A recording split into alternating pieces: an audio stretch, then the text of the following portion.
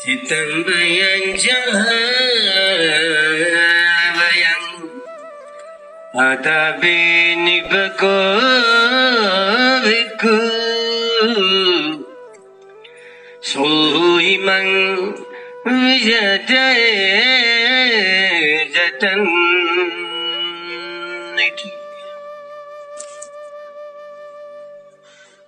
जो व्यक्ति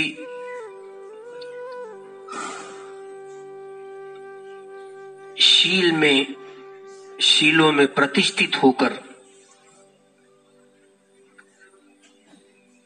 अपने मन को वश में करने की कृति करता है, काम करता है, बड़ा परिश्रम करता है,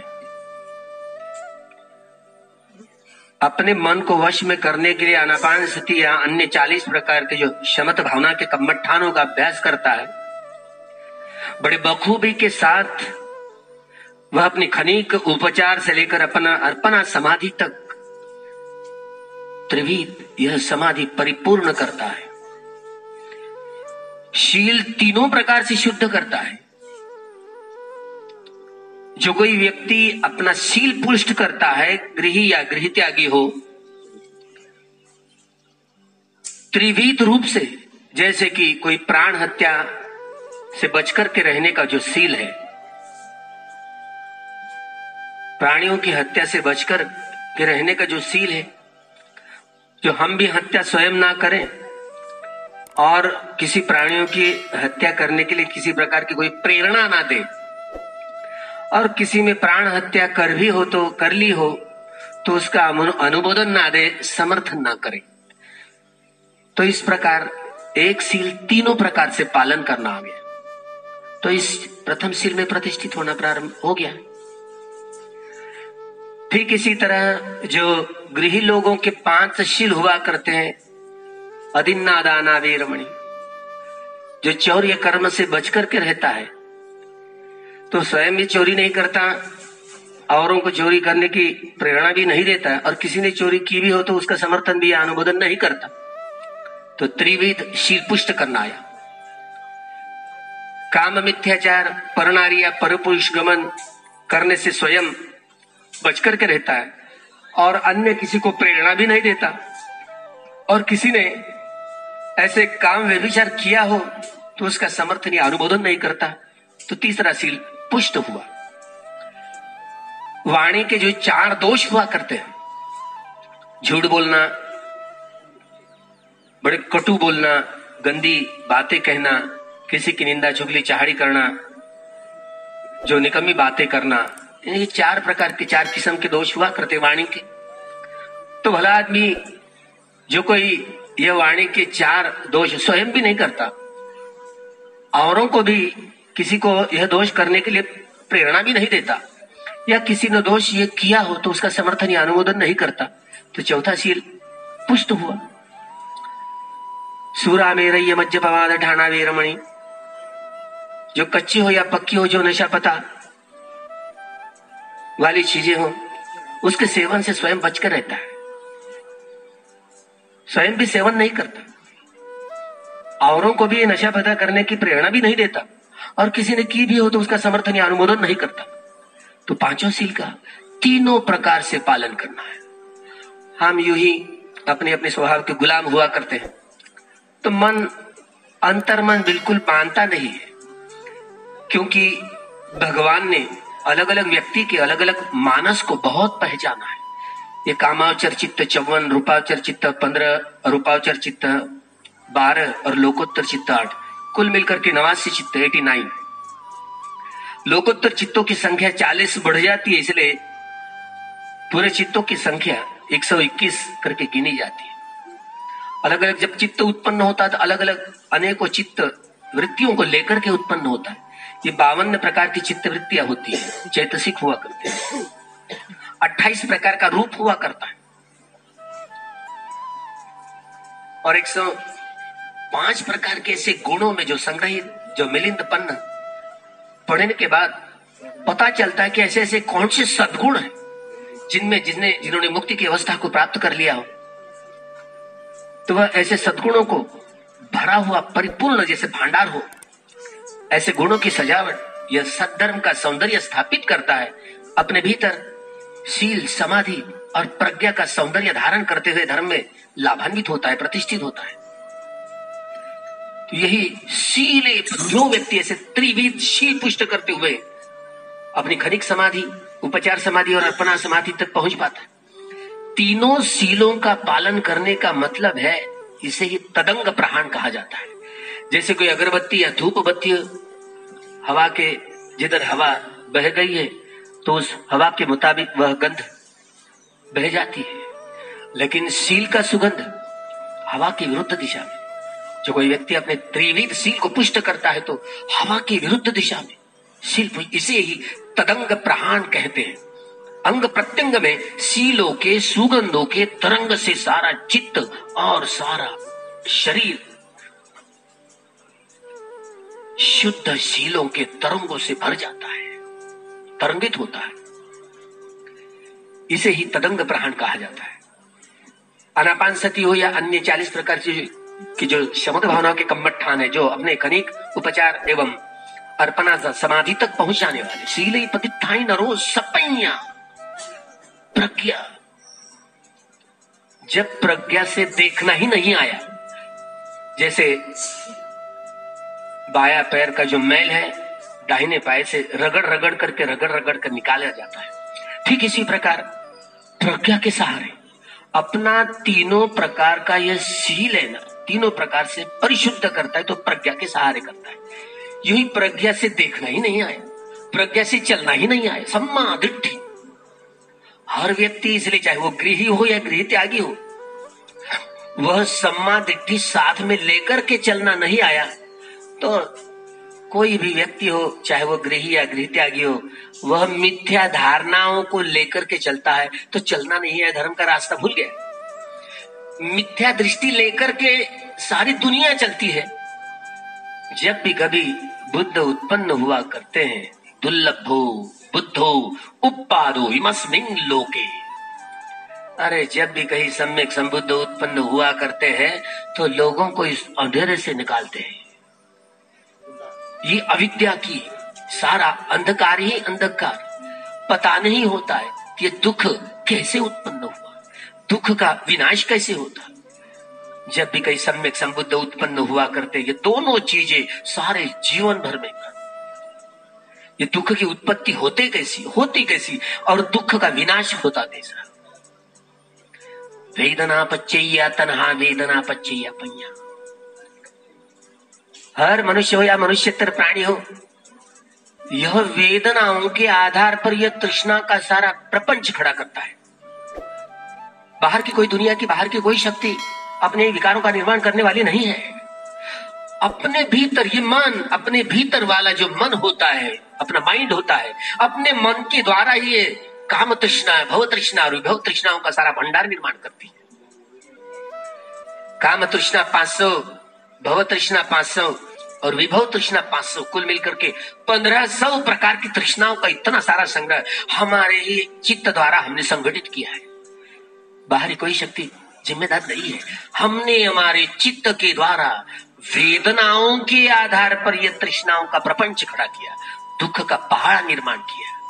हमने ही किया ना, तो कोई दूसरा व्यक्ति यह पहाड़ दूर करने वाला नहीं है। हमने जो स्वयं हमारे चित्त के द्वारा निर्माण किया। अरे प्रज्ञा के द्वारा देखना ही नहीं आया, चलना ही नहीं आया, भला कैसे तृष्णाओं का प्रहार कर सकते हैं। इसलिए भगवान ने दो ही बातें, हर मनुष्य मनुष्यतर प्राणी वेदना पच्चैया तन्हा, वेदनाओं के आधार पर सुखा वेदनाई तो मन भोक्ता भाव में रमन करने लग जाता है और राग की आसक्ति की गांठें बांधने लगता है। दुखा वेदना आई, मन भोक्ता भाव में रमन करने लगता है, द्वेष की गांठें बांधने लगता है। अदुखा असुखा न्यूट्रल वेदना आई, मन भोक्ता भाव में रमन करना चाहता है, मोह मूर्ता की गांठें बांध करके अपने भव चक्र को, दुख चक्र को बढ़ाते रहता है। वेदना पच्चैया तन्हा, इसी प्रकार के हमने अपने इस दुख का पहाड़ हमारे चित्त द्वारा ही हमने स्वयं निर्माण किया। केवल भगवान जब उत्पन्न होते हैं तो इन बातों का अनुसंधान केवल भगवान ही कर सकते हैं। अन्य व्यक्ति की कोई चेतना ही नहीं होती। जो कोई सम्यक संबुद्ध हुआ करते वे ही इस दुख से छुटकारा कैसे पावे, सारे प्रकार के दुख से छुटकारा पा करके मुक्ति का साक्षात्कार कैसे करे, इस मार्ग का अनुसंधान करते। जो व्यक्ति इस पथ पर चलता है, सम्मा दृष्टि साथ में लेकर के चलता है, मिथ्या दृष्टि नहीं, दुखे याणं दुख समुदय याणं दुख निरोधे याणं दुख निरोधगामिनी पटिपदा याणं दीदी उच्चति इति सम्मा दृष्टि। ये दुख का ज्ञान, दुख के समुदय के विषय का ज्ञान, दुख के निरोध के विषय का ज्ञान और दुख निरोधगामिनी पटिपदा विषय ज्ञान, चारों ज्ञानों का अनुभवन करते करते जिसको चलना आया, कैसे चलते हैं, सती संपज्जन्य न रेंचती, एक क्षण भी ऐसे बेहोशी मानना ना जावे। प्रतिक्षण काया के प्रति, वेदनाओं के प्रति, चित्त के प्रति, धर्म के प्रति जागरूक रहते हुए, सजग रहते हुए, सावधान रहते हुए प्रतिक्षण अनित्य बोध ही पुष्ट होता रहे, प्रतिक्षण दुख बोध ही पुष्ट होता रहे, प्रतिक्षण अनंत बोध ही पुष्ट होता। सब्बे संखारा अनित्याति सब्बे संखारा दुखाति सब्बे धम्मा अनंताति यदा मय्याय पश्यति अथ निबिन्दति दुःखे एहि समग्गो विशुद्धिया। अनित्य का बोध, दुख का बोध, अनात्म का बोध, प्रज्ञा के ये तीन लक्षण है। ये तीनों लक्षणों में रमन करना है तो प्रज्ञा विहारी बनना है। प्रज्ञा विहारी बनने का ही मतलब है कि ये सती संपज्जन्य न रेंचते, एक क्षण भी ऐसे बेहोशी में ना जाता, काया के प्रति, वेदनाओं के प्रति, चित्त के प्रति, धर्म के प्रति क्षण प्रतिक्षण जागरूक रहते हुए क्षण प्रतिक्षण अनित्य बोध ही पुष्ट होता रहे, दुख बोध ही पुष्ट होता रहे, अनंत बोध ही पुष्ट होता रहे, तो प्रज्ञा जगी। यही है सती हसीते पीते खाईते साईते संप जानकारी होती, चलते फिरते उठते बैठते जागते नीते, जो भी कृति कर रहे हो, कर्म कर रहे हो, बड़े सजग रहते हुए अनित्य दुख अनंत बोध जगाते हुए करना है तो सम्मा दृष्टि से चलना आएगा। कोई व्यक्ति गृह या गृह त्यागी हो, ऐसे जिसको चलना आ जाता है, बड़े अपने पुण्य कर्म के द्वारा दान आदि कर्म करते हुए, अपने शील पुष्ट करते हुए, यह शमत भावना के ये खनिक उपचार और अर्पणा समाधि तक पहुंचाने वाला जब यही अभ्यास करता है तो प्रज्ञा यही काम करने लगती है जो प्राण का, जो खनिक उपचार और अर्पणा समाधि तक काम करते करते जो आनापान सती हो या अन्य 40 शमत भावना के कम्मठानों का अभ्यास हो। जैसे जैसे कोई प्रयोगशाला में कोई व्यक्ति प्रयोग करके अपनी सिद्धता करता है ना, ठीक इसी तरह अपने इस चंचल चपल मन को अपने संवर करने के लिए जो खनिक उपचार एवं अर्पणा समाधि तक पहुंचने का ही मतलब है विखंबन प्रहार। विखम जैसे कोई खंबा हो, काट दिया बिल्कुल हिलता डुलता नहीं है, किसी तरह हिलते, बिल्कुल मन भटकता नहीं। ऐसे त्रिविध समाधि पुष्ट होकर के, अपने इस त्रिविध समाधि पुष्ट करके प्रज्ञा को निरंतरता से देखता है। अनित्य लक्षण, दुख लक्षण, अनंत लक्षण में तीनों लक्षणों में रमन करने की प्रक्रिया, इसी को ही प्रज्ञा विहारी कहा जाता है। तो जो कोई व्यक्ति प्रज्ञा विहारी होता है, इसे ही समुच्छेद प्रहाण कहा जाता है। जो अनित्य बोध, दुख बोध और अनात्म बोध की निरंतरता बनाए रखे, त्रिविधीय समाधि जैसे त्रिविधीय प्रज्ञा के तीनों खंडों में रमन करना आया, प्रज्ञा विहारी बनना है, तो इसे ही समुच्छेद प्रहाण कहा जाता है। जिसे इसकी निरंतरता बनी रही, यही संखारोपेक्षा ज्ञान है, विपश्यना का 9वां ज्ञान है। जो कितनी भी काम तृष्णाएं, भव तृष्णाएं, विभव तृष्णाएं, भव तृष्णाओं का जो क्लेश धातु कही जाती है, क्लेश धातु जो बार बार हमें भव में, जन्म में बार बार जन्म लेने वाली है, भव तृष्णा का जो संग्रह है, यह क्लेश धातुओं का प्रहान करने वाली, यह प्रहान करने वाला ज्ञान संखारोपिक का ज्ञान, यह अनित्य दुख अनंत लक्षण में निरंतरता बनी रही, यही संखारो। चाहे कितने भी काम भूमि में, रूप भूमि में या अरूप भूमि में जन्म देने वाले संस्कारों का जितना सारा संग्रह, अरे पहिणंति में भिक्खवे, प्रहान करने योग्य है। पहिणम पहाणम पहिणम, मैंने प्रहान कर लिया है। जो व्यक्ति इसी पथ पर चलते चलते चलते चलते विपश्यना सार्वजनिक कम्मठान का अभ्यास करते करते, अनित्य दुख अनंत लक्षण का अभ्यास करते करते, ये समवर्षम ज्ञान, उदय वे ज्ञान, भंग ज्ञान, भय ज्ञान, आदिनव ज्ञान, निपिदा ज्ञान, मुचित काम्यता, पटिशंका ज्ञान, संखारोपेक्षा ज्ञान, अनुलोम ज्ञान, इसी तरह ये दसों एक एक ज्ञान के पत्थर के मैल पर समझते हुए, समझ बुझ रखते हुए कदम कदम कदम चलता है, तो वह दसों ज्ञानों के बाद यह गोत्रभू चित्त, जो इस शरीर और मन के परे का ज्ञान, ये अनित्य से लेकर नित्य की ओर ले जाने वाला यह गोत्रभू चित्त उत्पन्न होता है, ताकि यह उस समय यह शरीर भी काम करना बंद करता है और मन भी काम करना बंद करता है। सीले पतिष्ठाय नरो सपඤ्ඤा चित्तम पඤ्यञ्च भाव। इस प्रकार यह प्रज्ञा की भावना करते करते भिक्षु को अपने अंतर मन की गहरा तल स्पर्शी गहराई में जाकर के अंतर मन के विकारों का सारा संग्रह, तृष्णाओं का सारा संग्रह खदेड़ कर निकाल बाहर करता है, निर्जरा करता है, उच्चाटन करता है, निर्मूलन करता है, उन्मूलन करता है, तो मुक्त होता है। जटा रूपी तृष्णाओं का जड़ से उखाड़ फेंकता है, तो मुक्त हुआ। जब कोई मुक्ति के रस का रसास्वादन करने लगता है, इसी को ही निर्वाण समापत्ति ध्यान कहा जाता है। जब कोई व्यक्ति गृह या गृह त्यागी निर्वाण समापत्ति का अभ्यास करता है, तब इस समय वह चित्त काम करना नहीं करता है। लौकिक चित्त और लौकिक शरीर, इस शरीर के भीतर जो अग्निवायु जल और पृथ्वी धातु और वेदना संज्ञा संखार विज्ञान, ये चार मन के खंड, ये सभी ये चित्त के चारों खंड और शरीर का सारा प्रपंच, अग्निवायु जल और पृथ्वी धातु, सारा प्रपंच बंद हो जाता है। इसे ही निर्वाण के रस का रसास्वादन कहा जाता है। इसे बातों को खूब समझे कि किसी तरह भगवान ने इस एक गाथाओं पर जो विशुद्धि मग्गो, यही माग मग्गं गानं मग्ग संपयुक्त कानं चंदम मानं तंग समुत्थानानं च रूपानं मग्ग पच्च ही न पच्चे। एक एक मार्ग का एक एक अंग प्रत्यक्ष कदम कदम कैसे चले। अरे चलना ही नहीं आया तो बहुत लंबा रास्ता है। इसलिए हर महीने के पूर्णमासी, अमावस और जो अष्टमियां, महीनों में चारों उपोषद के दिन गृहों के लिए बड़े महत्वपूर्ण होते हैं, ताकि अपने तीनों शीलों को, तीन प्रकार के शील पुष्ट करने में बड़े सहायभूत होते हैं। समाधियां सहायभूत होती है और प्रज्ञा जगाने में यह उपोषद कम दानं गत्वा शीलं समाधित्वा उपोषदकं गत्वा तम अस्सादीति अभिनंदन्ति। रागो उपज्जति, दोषो उपज्जति, मोहो उपज्जति, माना उपज्जति, पृथ्विं उपज्जति, विचिकित्सा उपज्जति, औदच्छं उपज्जति, दोमनस्सं उपज्जति।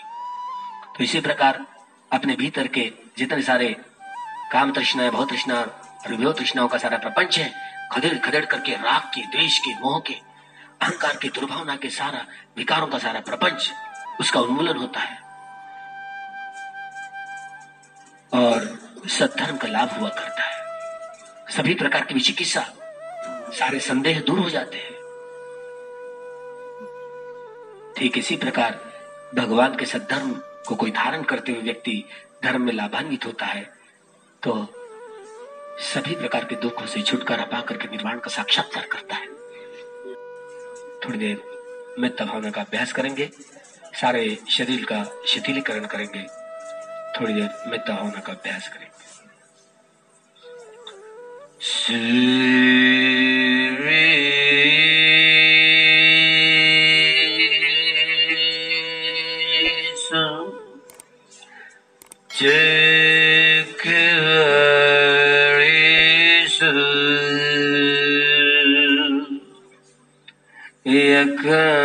देवाच ब्रह्मणो यं अम्हेहि कतं पुण्यं सर्वसम्पत्ति साधकं सविदं अनुमोदित्वा समग्रशासने रता प्रमादरहितन्तु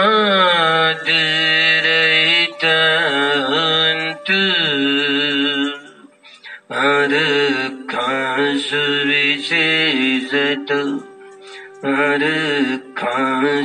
विशेषतो पुण्य भाग मिदं चयं समन्दराम कारिदम् अनुमोदन्तु तं सभे मेदिनी तद् सखी खे मेदिनी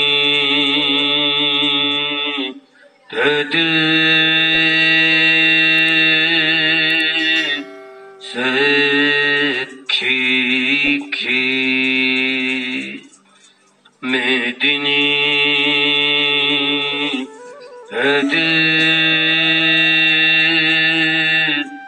सखी खे। जय जय जय जय जय गुरुदेव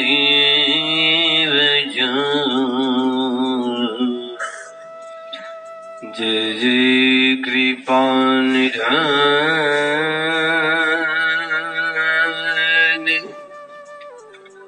धर्म रत्न सादिया जो पाप निकट नहीं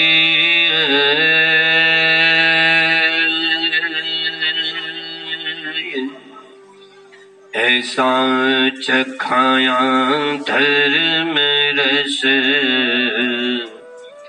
विषयन रस नल धर्म सार सारिया छिलके दिए छुड़ाए रोम रोम कीर्तज्ञ हुआ ऋण न चुकाया जाए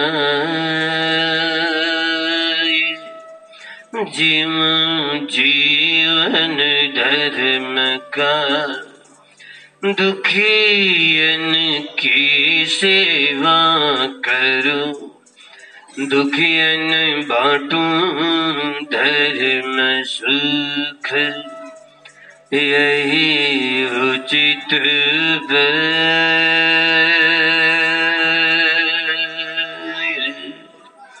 इस सेवा की पुण्य से भला सभी कहो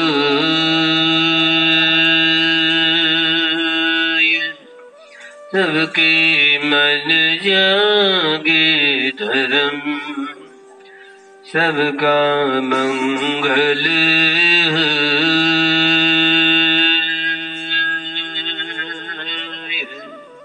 तेरा मंगल तेरा मंगल तेरा मंगल हो रे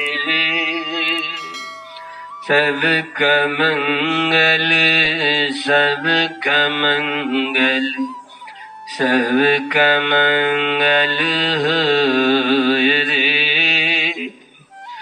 इस धरती पर धर्म की अमृत वर्षा रे इस धरती के कण कण में अणु अणु में धर्म समा जाए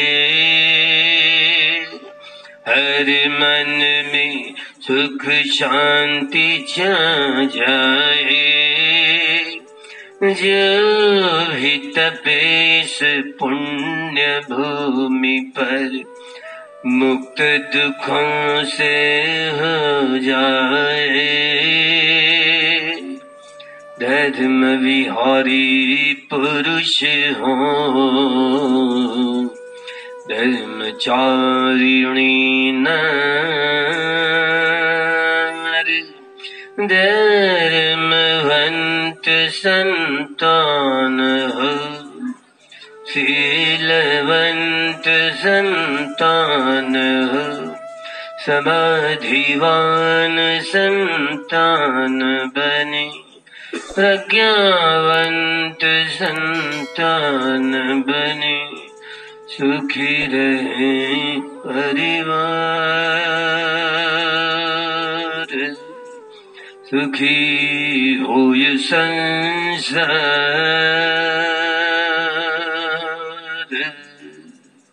याद करूं सम्यक संबुद्धों की, याद करूंगा बच्चे बुद्धों की, याद करूं बोधिसत्वों की, याद करूं अरहत सत्वों की, याद करूं निर्वाण सत्वों की, करुणा मैत्री अपार। सभी प्राणियों पर बहे धर्म गंग की धार, होए दुखों से पार, खुले मुक्ति के द्वार, सबका मंगल हो,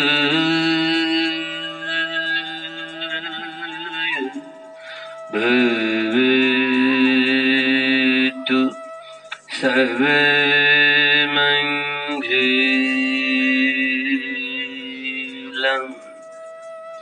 भवतु सर्वमंगलम्,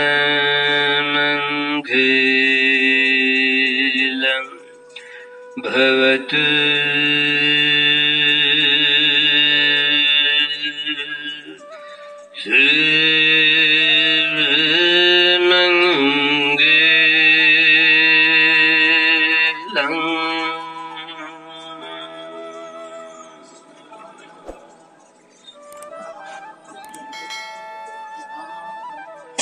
सुखी हुंतु, सुखी निदुःखा निरोगा निब्बाण पच्यन्तु। सबका मंगल हो, सबका कल्याण हो, सबकी स्वस्थ मुक्ति हो, स्वस्थ मुक्ति हो।